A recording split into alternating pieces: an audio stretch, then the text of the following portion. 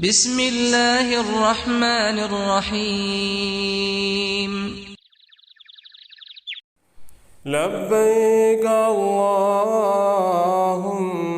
لبیک لبیک لا شریک لک لبیک ان الحمد والنعمت لک والملک لا شریک لک۔ السلام علیکم ورحمۃ اللہ وبرکاتہ۔ امید ہے آپ سبھی لوگ بخیر ہوں گے۔ میری دعا ہے آپ جہاں بھی رہیں اللہ کے حفظ و امان میں رہیں، سلامتی کے ساتھ رہیں۔ میں ہوں حافظ محمد ناطق سلام اور آپ دیکھ رہے ہیں یوٹیوب چینل دینی گارڈن۔ ناظرین، میرے چینل پہ آپ کا ایک بار پھر سے استقبال ہے۔ عمرہ اور حج جیسے اہم فریضے کو آپ سیکھ رہے ہیں۔ آپ کو معلوم ہو گیا ہے اب تک کہ بغیر سیکھے عمرہ ہو یا حج ہو ہم نہیں کر سکتے ہیں، چونکہ یہ عمل ایک بہت بڑا عمل ہے۔ یہ چھوٹا عمل نہیں ہے کہ میں اٹھا اور یوں چلا گیا اور وہاں سے واپس آ گیا، نہیں، یہ عمل بہت بڑا عمل ہے۔ میں آپ سے بارہا کہہ رہا ہوں کہ اس پر آپ حج کرنے جا رہے ہیں تو آپ توجہ کے ساتھ سیکھیں، اور ماشاءاللہ آپ سیکھ بھی رہے ہیں جیسا کہ میں دیکھ رہا ہوں۔ ناظرین، آج میں ایک نئے موضوع کے ساتھ آپ کے ساتھ حاضر ہوا ہوں کہ منا، عرفات، مزدلفہ آپ کے جانے سے قبل آپ چند باتوں کی تیاری کر لیں۔ اسی موضوع پر آپ کے ساتھ آج سامنے حاضر ہوا ہوں ایک نئے ایپیسوڈ میں، ایک نئے موضوع کے ساتھ۔ ناظرین، اگر آپ میرے چینل پہ نئے ہیں تو آپ میرے چینل کو سبسکرائب کر کے بیل کے آئیکن پر ٹچ کر کے آل پر ٹچ کر لیں تاکہ نوٹیفیکیشن آن ہو جائے، میرا اور آپ کا رشتہ بن جائے۔ جب میں ویڈیوز ڈالوں تو آپ کو بلا تردد آپ تک پہنچ سکے۔ ناظرین، میں اپنی بات کو شروع کرتا ہوں۔ حج کے ایام جو خالص ہیں وہ 5 دن ہیں۔ ان 5 دنوں میں آپ کیسے گزاریں گے، یہ ترتیب کے ساتھ پورے تفصیلی وضاحت کے ساتھ میں آپ کو سمجھانے والا ہوں، بتانے والا ہوں۔ آپ دھیان دیں اور اس پر عمل کریں۔ حج کے 5 دنوں میں یعنی کہ 7 تاریخ کو معلم حضرات 7 تاریخ کی رات میں لوگوں کو منا جانے کے لیے بلا لیتے ہیں۔ آپ جس ہوٹل میں رہیں گے آپ کے ہوٹل میں نوٹس چسپاں کر دی جائے گی کہ فلاں فلاں فلاں صاحب کو، فلاں لوگوں کو میں اتنے بجے وہاں پر چاہتا ہوں کہ پہنچ جائیں، تاکہ انہیں ہم عشاء کے بعد لے جائیں۔ تو ان کے بلانے پر آپ 7 تاریخ میں منا چلے جائیں۔ ہمارے کچھ ساتھیوں نے اور ایک حضرت صاحب نے فرمایا تھا کہ جب معلم حضرات کو اس میں راحت ہے کہ وہ ہمیں 7 تاریخ میں منا جانے کے لیے بلا لیں تو ہمیں ان کی بات مان کر 7 تاریخ میں منا چلے جانا چاہیے۔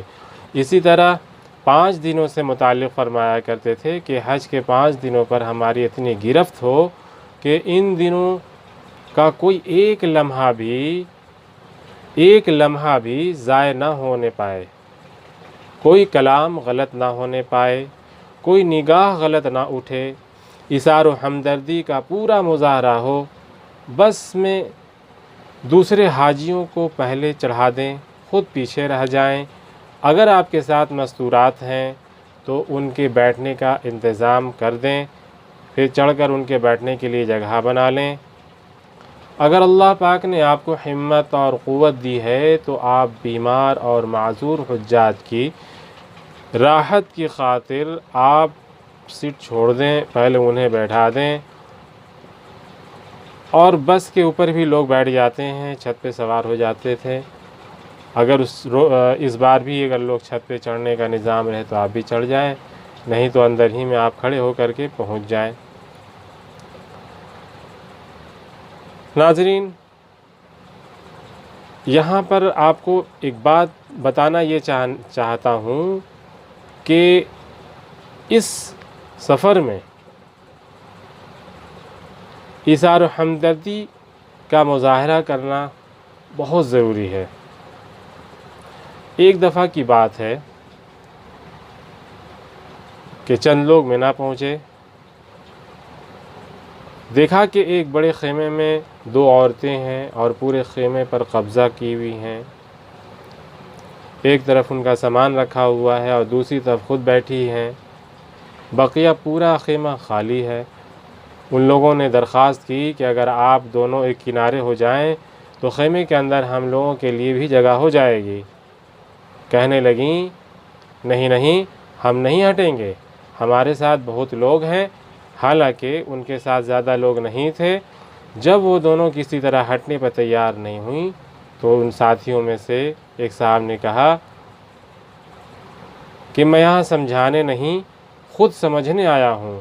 اگر انہیں سمجھانے جاؤں تو لا محالہ ان سے بات کرتے ہوئے انہیں دیکھنا پڑے گا، جو کہ میں نہیں چاہتا۔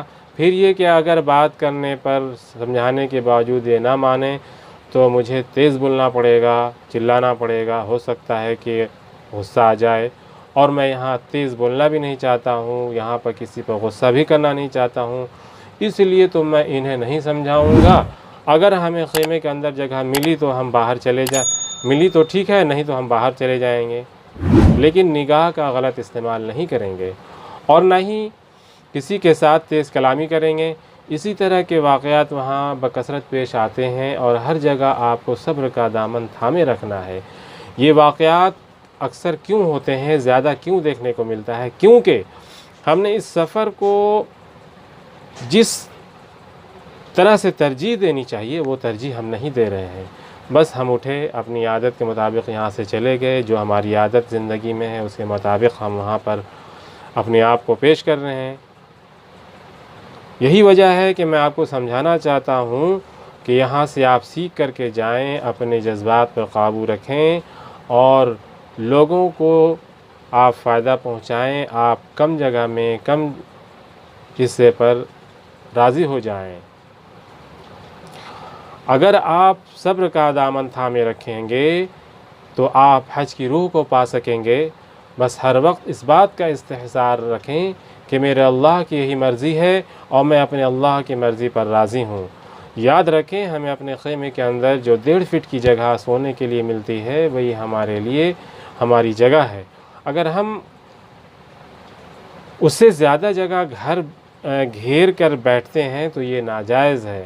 جو شخص وہاں جا کر ناجائز قبضہ کرے گا تو اس کا یہی مزاج بنے گا۔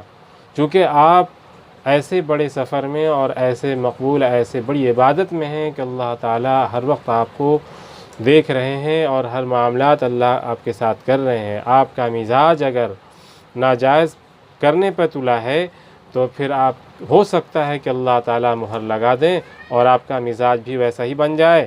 آپ ایثار و ہمدردی میں آپ آگے نہیں آ پا رہے ہیں، اول درجے پہ نہیں پہنچ پا رہے ہیں، تو پھر کیا ہوگا کہ جو شخص وہاں جا کر ناجائز قبضہ کرے گا تو اس کا یہی مزاج بنے گا اور پھر وہ اپنے مقام پر آ کر اسی طرح دوسروں کی زمینوں پر ناجائز قبضہ کرے گا، دوسری کی چیزوں پہ، دوسرے کے سامانوں پر ناجائز قبضہ کرے گا۔ اس لیے اس بات کا بہت ہی خیال رکھیں کہ یہ ہرگز نہ کریں، ہرگز نہ کریں۔ لمبے لمبے بستر بچھائیں، خوب جگہ گھیریں، بلکہ خوب سکڑ کر رہیں۔ جتنا میں آپ لیٹ سکیں اتنی ہی جگہ اپنے آپ کے لیے کیپچر کریں، خالی جگہوں کو دوسرے کے لیے چھوڑ دیں، یہاں پر ایثار و ہمدردی کا مظاہرہ کریں۔ دیکھیے جب آدمی ایثار و ہمدردی کا مظاہرہ کرتا ہے تو اللہ پاک خود اس کے لیے راستہ پیدا فرماتے ہیں۔ چنانچہ اس وقت ان لوگوں سے الجھنے کے بجائے آپ باہر جا کر بیٹھ جائیں۔ جب اللہ پاک نے بلایا ہے تو جگہ انتظام بھی اللہ ہی کریں گے۔ ہمارے کچھ ساتھیوں نے فرمایا کہ ایک چکر لگایا اور آگے جا کر تو اس نے دیکھا کہ خیمہ خالی ہے، بلکہ وہ خیمہ روڈ کے کنارے ہے، بہت کشادہ بھی ہے اور ہوادار بھی ہے اور پورا خالی بھی ہے۔ وہ جو چند حضرات تھے تمام ساتھی وہاں چلے گئے اور کچھ لوگ اس خیمے سے باہر ہی سو گئے، نہایت آرام کے ساتھ سو گئے۔ جھگڑا کو ٹالنا اور ایثار کرنے پر اللہ رب العزت نے کیسی اچھی اور کشادہ جگہ کا انتظام فرمایا۔ اسی طرح کے حالات آپ کے ساتھ بھی پیش آ سکتے ہیں۔ اس وقت آپ یہ نہ کہیں کہ ہم نے معلم کو فیس دی ہے، ہم کیوں باہر جائیں، ہم کیوں اس طرح کریں۔ جب آپ ایسا کہیں گے تو لامحالہ جھگڑا شروع ہوگا، جس سے آپ کو بہت بچنا ہے۔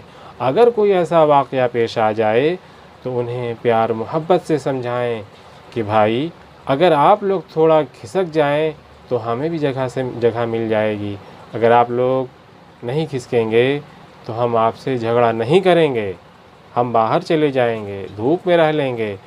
اس طرح سے محبت سے کہیں جھگڑے والی فضا نہ بننے دیں۔ پھر دیکھیں کس طرح اللہ پاک آپ کے لیے راحت اور آسانی کا انتظام فرماتے ہیں۔ الغرض کہنے کا منشا یہ ہے کہ جانے سے قبل یہ طے کر لیں کہ ہم پورے سفر میں کسی سے جھگڑا نہیں کریں گے۔ اگر کہیں جھگڑے کی فضا بنے گی تو ہم وہاں سے ہٹ جائیں گے، صبر کریں گے، ایثار و ہمدردی کا مظاہرہ کریں گے، تکلیف کی جگہ خود رہ لیں گے اور راحت کی جگہ اپنے بھائی کو دے دیں گے۔ جس طرح سفر حج میں بکثرت جھگڑے کے مواقع پیش آتے ہیں، اسی طرح بکثرت ایثار و ہمدردی کے مواقع بھی پیش آتے ہیں۔ لہٰذا جہاں ہم سفر حج کے سلسلے میں بہت سی چیزوں کی تیاریاں کرتے ہیں، ان میں ایک تیاری یہ بھی کریں کہ حج کے لیے روانہ ہونے سے قبل اپنے اندر ایثار و ہمدردی کا جذبہ پیدا کریں اور یہ طے کر لیں کہ ہم انشاءاللہ پورے سفر میں ایثار و ہمدردی کا مظاہرہ کریں گے، خود تکلیف اٹھا لیں گے لیکن دوسروں کو راحت پہنچائیں گے۔ جب کبھی ایثار و قربانی کا موقع آئے گا ہم اس کے لیے تیار رہیں گے، ہمیشہ اپنی راحت پر دوسروں کی راحت کو مقدم رکھیں گے۔ جب ایثار و قربانی کے ساتھ اپنا یہ سفر مکمل کر لیں گے تو پھر ایثار و قربانی کے ساتھ جینا آپ کا مزاج بن جائے گا اور پھر انشاءاللہ تا زندگی یہ مزاج بنا رہے گا۔ دوستو ذرا غور کریں کہ حضرت محمد صلی اللہ علیہ وسلم نے اپنے 23 سالہ زندگی میں صحابہ کرام رضی اللہ عنہم اجمعین کی کیسی تربیت فرمائی تھی کہ انہوں نے ایثار ہمدردی کا وہ اعلیٰ نمونہ دکھلایا کہ رہتی دنیا تک کوئی بھی ان لوگوں کے جیسا مثال پیش نہیں کر سکتا۔ چنانچہ آپ دیکھیں کہ جنگ کے میدان میں زخمی ہو کر پیاسے پڑے ہیں لیکن پانی اپنے ساتھی کی طرف بڑھا رہے ہیں کہ پہلے انہیں پلاؤ، یعنی بزبان حال یہ کہہ رہے ہیں کہ ہم جان تو دے دیں گے لیکن اپنے بھائی سے پہلے پانی نہیں پئیں گے۔ دوستو ہم انہی کے نام لیوا اور انہی کی محبت کا دم بھرنے والے ہیں، لیکن وہاں پہنچ کر ہم ان سب واقعات کو فراموش کر بیٹھتے ہیں اور لڑائی جھگڑا پہ اتر آتے ہیں، اپنی طاقت دکھلاتے ہیں۔ آپ ہرگز ایسا نہ کریں بلکہ دوسرے بہت اچھے اخلاق اپنانے کے ساتھ ساتھ بطور خاص اس وصف کو بھی اپنائیں اور اس بات کا بہت خیال رکھیں کہ پورے سفر حج میں ایثار و ہمدردی کا مظاہرہ ہو۔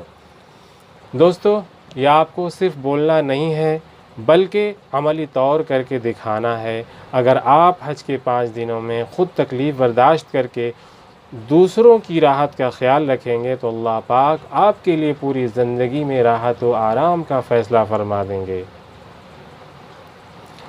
امام غزالی رحمۃ اللہ علیہ نے لکھا ہے کہ اس سفر میں آدمی جو کچھ خرچ کرے اس کو نہایت خوش دلی سے کرے اور جو نقصان جانی یا مالی پہنچے اس کو خوش دلی سے برداشت کرے کہ یہ اس حج کے قبول ہونے کی علامت ہے۔ منی، عرفات اور مزدلفہ یہی وہ جگہیں ہیں جہاں جسمانی مشقت کے مواقع بار بار پیش آتے ہیں۔ آپ ہر جگہ صبر کا مظاہرہ کریں اور صبر کر کے اپنے حج کو مقبول بنائیں۔